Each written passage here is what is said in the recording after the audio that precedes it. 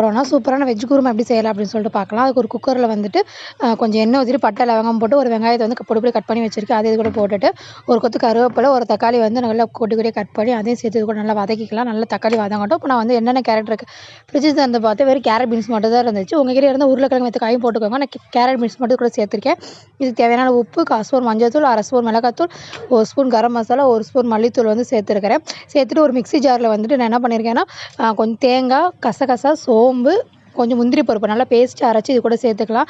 மேலாப்பில் கொத்தமல்லி போட்டு மூடி வச்சு ஒரு 3 விசில் வச்சு இறக்குறேன் பாருங்கள். இது ஃபஸ்ட் டைம் தான் நான் ட்ரை பண்ணேன். எப்படி வந்திருக்குன்னு பார்ப்போன்னு பார்த்தா ஓப்பன் பண்ணி பார்க்குறேன் டேஸ்ட்டு வேறு லெவலில் இருந்துச்சுங்க. பார்க்கவே செம்ம டெம்ப்டியாக இருந்துச்சு. சரி என்ன வச்சு சாப்பிட்லான்னு யோசிச்சுட்டு இட்லியா தோசையான்னு டக்குனு சப்பாத்தி பண்ணிடலான்னு தோணுச்சு. சரி சப்பாத்தி போட்டு எடுத்து வச்சு சாப்பிட்டேன் பாருங்கள்.